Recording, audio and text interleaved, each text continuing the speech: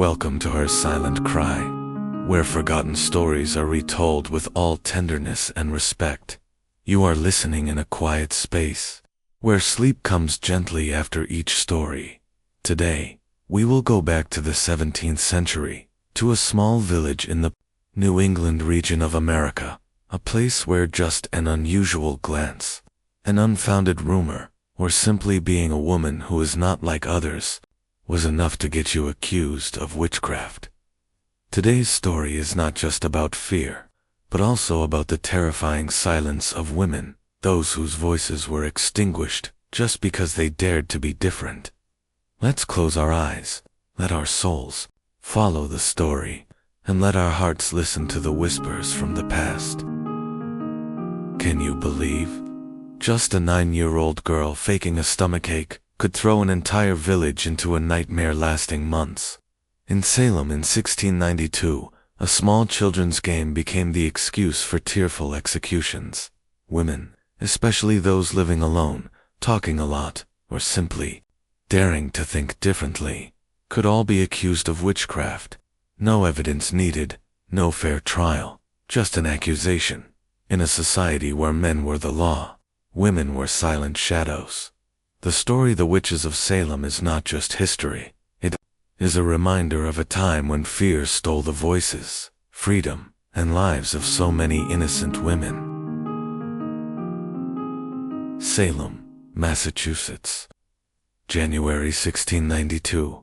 The winter was as bitter cold as the stairs in the unjust trials, and deep underground, a fire began to smolder, not from dry wood, but from unchecked whispers. The small village of Salem lay nestled among the cold forests of New England. Life there was simple, secluded, and full of religious faith. Dirt roads wound through misty fields, wooden houses huddled next to the church, the sole center of community life. In that world, everything had to follow God's will. And anything unusual, a look held too long, a laugh at the wrong time, or a woman living alone, could be seen as a sign of the devil. In early 1692, no one expected that the tragedy, about to begin, would come from a kitchen corner where children were playing a seance game. It all started with 2 girls, Elizabeth Parris, 9 years old, daughter of Reverend Samuel Parris, and Abigail Williams, 11 years old, his niece. Both children lived in the parsonage, raised under strict rules and scripture. But, like all children, their souls were curious, eager for forbidden things. On winter evenings, when candlelight cast shadows on the walls, they gathered in the kitchen, filled with the smell of wood smoke and warmth from the fireplace. And there, they listened to strange stories from Tituba, a black servant from the faraway Caribbean. Tituba told of magic, spirits, and ways to see the future using egg whites or roasted corn kernels. To children, it was just a game, but in the closed Puritan society, it was a sin. A few days later, Elizabeth and Abigail began to show strange symptoms. They screamed, convulsed, and cried as if possessed. They crawled under tables, shrieked, and groaned in strange tongues. The adults panicked. They didn't think it was an act. They didn't believe in psychology. To them, there was only one explanation. Witches had possessed their children. Reverend Parris invited a doctor to examine the 2 girls. After many days of observation, the physician, finding no physical cause, came to a simple but dangerous conclusion.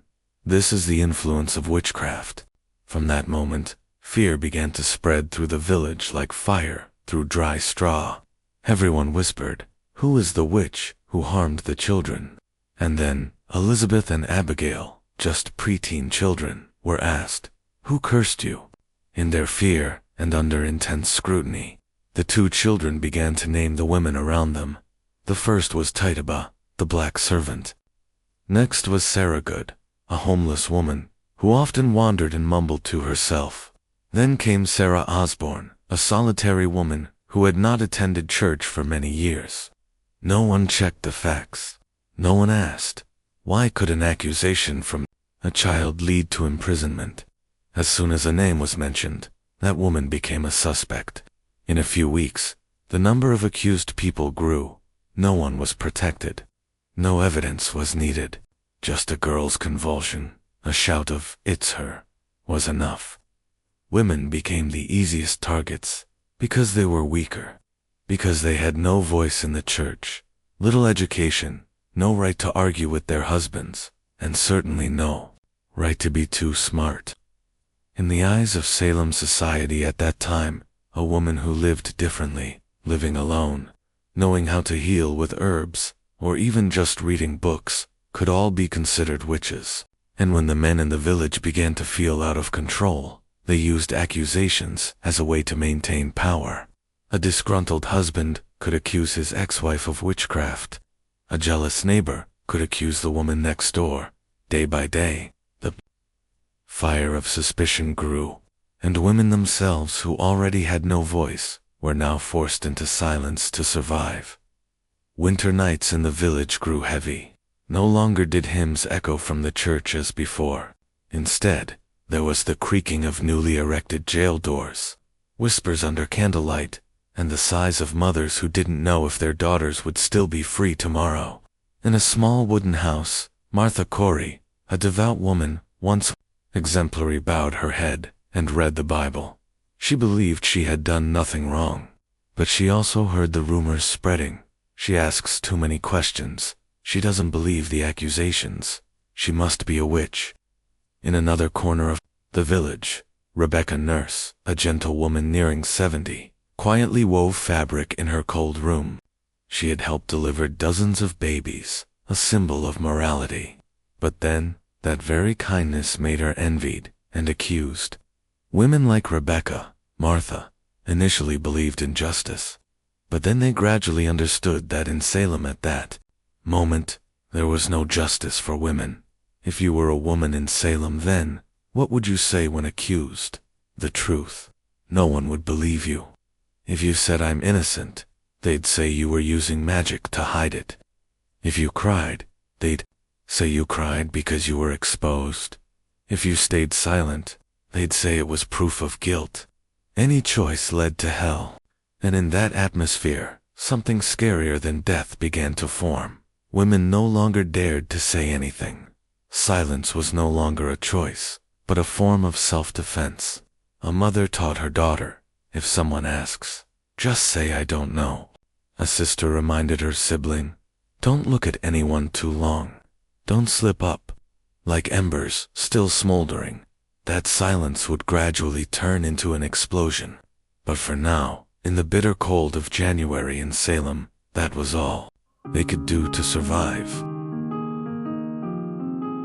And then, the lists began to be written. Not just a few names, but dozens, hundreds. Each piece of paper was a silent death sentence. Not just because witches existed, but because people wanted them to exist. There were sentences that needed no judge. There were accusations that needed no evidence. And there were names that were buried in silence before they could even be called out. February 1692. The fire of suspicion in Salem village no longer smoldered. It blazed, not in visible flames, not in noisy explosions, but quietly spreading like morning mist, like frost, like whispers exchanged behind closed doors. In churches, in markets, in village meetings, people began to talk about the list. No one knew where the list started, who created it, or who added names to it, but everyone knew the list existed. A list of women's names being suspected of witchcraft.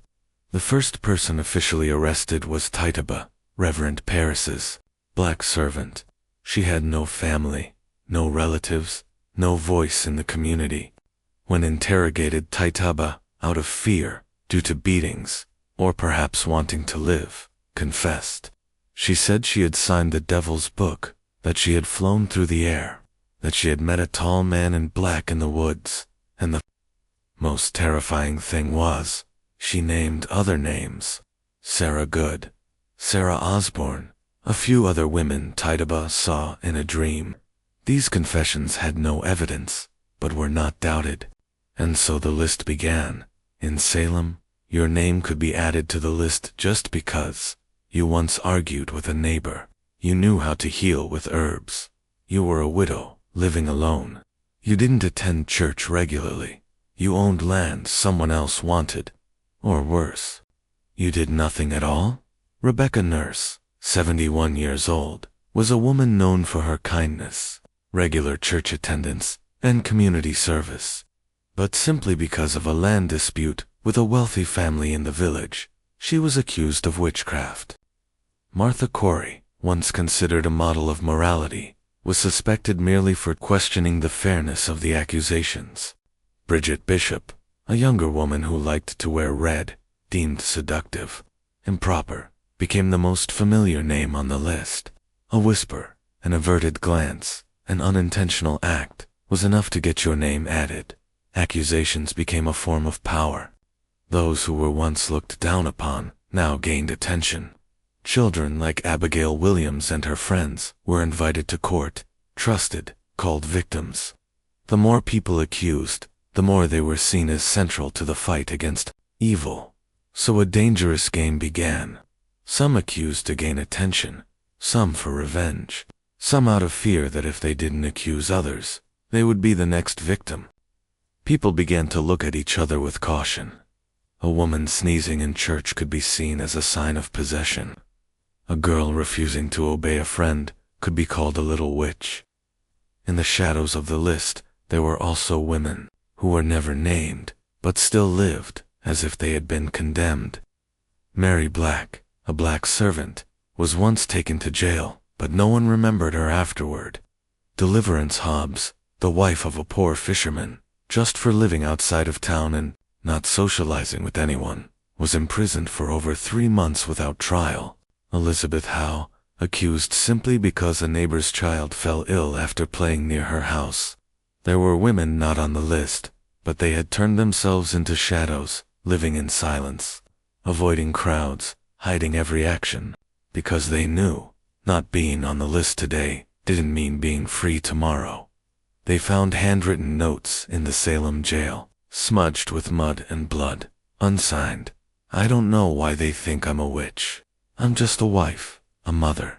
I've never done anything bad. I used to help them give birth. Now they say I'm a murderer. If this is the price for not bowing my head, then I accept it. But please let my children live. These letters never reached anyone, because these women had no one to defend them. No voice, no lawyer, no time. They just had their names added to the list and taken away. People stopped talking about justice. They talked about protecting the village, about purification, about the purity of the soul. And while men discussed matters in church, women began to whisper to each other in the kitchen. They advised each other, don't say anything when others ask. If anyone looks at your daughter too long, take her out of the village. Don't help anyone, even if they're sick. Don't let yourself be suspected. Silence spread. No more conversations on porches. No more laughter of girls by the well. Only the wind, the sound of the jail door, and the list growing longer every day. March 1692. The list had grown to over 100 names. Among them, over 70% were women. Some were arrested right in church, in the middle of prayer. Some were dragged from their beds in the middle of the night. Some had just given birth, still unstitched, and were taken away. No one knew if their name wasn't on the list today, whether they would still be home tomorrow. Salem turned into an open prison. Each person was their own jailer, self-controlling their words, gestures, and even thoughts. When you visit Salem today, you will see a few stone slabs inscribed with the names of those executed for witchcraft, but hundreds of names were never carved anywhere, because they died in prison, or survived. But no one remembers who they were anymore. They were erased from the community, from their families, from memory. The names that were not called, these were the deepest wounds. And then, The court was established. Not to try, but to sentence. Accusations were read like scripture. Trials began. Tears were no longer sympathy, but evidence against you. Amidst lawless trials, amidst damning accusations, amidst pointing fingers, each woman stepped forward and said, "I am innocent," but no one listened. Because in Salem, truth was not as valuable as fear. April 1692 in Salem was no longer as biting cold as January, but a different chill, smoldering, dark, still lingered. It was the chill of watchful eyes, of whispers, in the market, and of prison walls that had become too crowded to hold all those accused of witchcraft. In church, people no longer prayed in silence, but with trembling. The minister's sermons now always ended with warnings about magic, about the darkness in the hearts of those closest to us. No one knew what was real anymore. In a village meeting in early April, a woman named Mary Easty stood up. She was Rebecca Nurse's sister, and like her sister, she was known as a kind, upright woman who always helped others. When she heard she was on the accusation list, Mary didn't flee. She went before the council and stated clearly, "I have never practiced magic, never harmed anyone. I am a wife, a mother, a child of God." She spoke calmly, without fear, but no one listened. People only focused on the possessed girls, those called victims, who were pretending to convulse, scream, and say they saw Mary Easty's ghost flying around the church. And so, despite all pleas, Mary was arrested and locked in a dark cell at Salem jail, where the air was thick with the smell of mold, sweat, and ashes from the fireplace. Each woman was confined in narrow cells, not for crimes, but for vague, baseless accusations.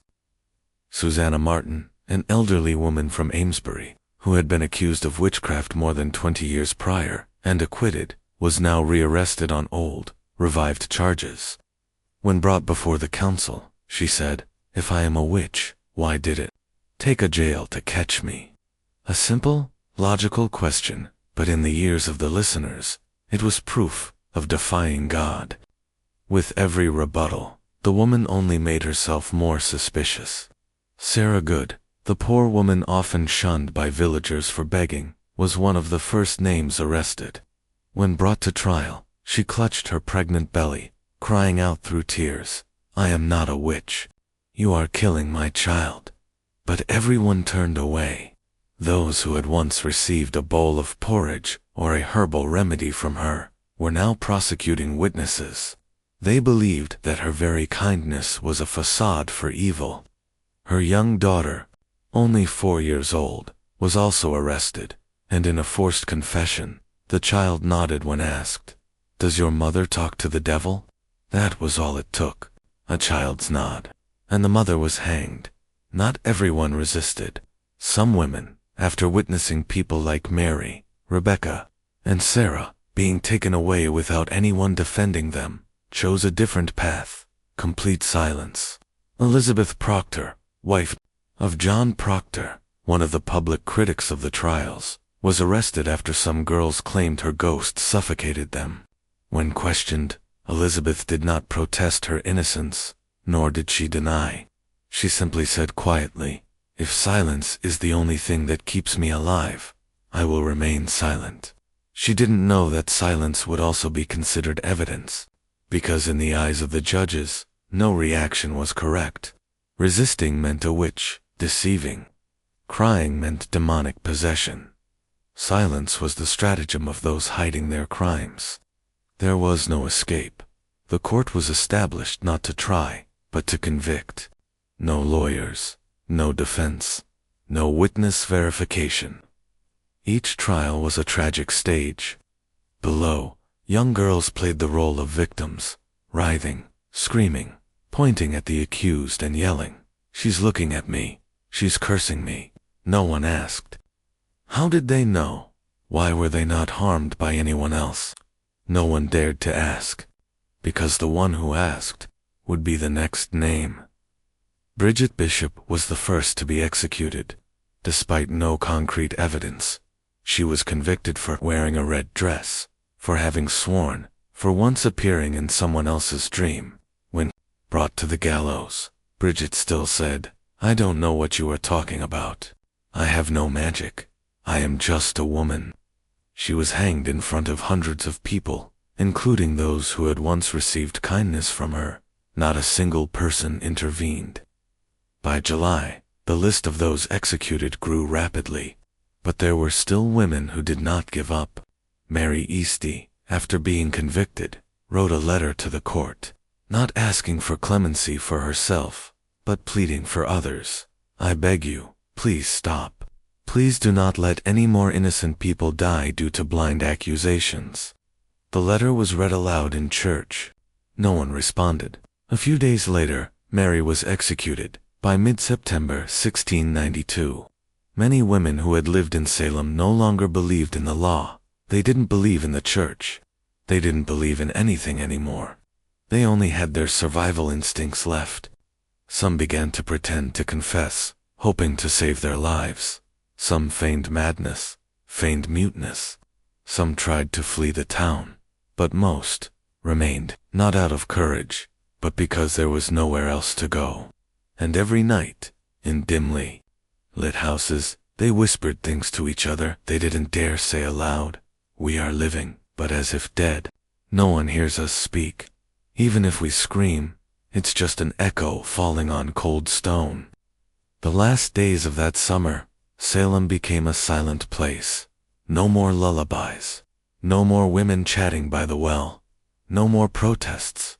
No more crying, because women had learned to cry in silence. And then, the court became more violent. Names continued to be added. Voices continued to be stifled. But one person, not a woman, began to doubt it all, and when he spoke up, everything began to crack. A nod, a stare, an accusation without evidence, and then, a conviction. In Salem, in 1692. Truth was no longer something to seek, but something people feared to confront. September 1692. The weather in Salem began to turn cold.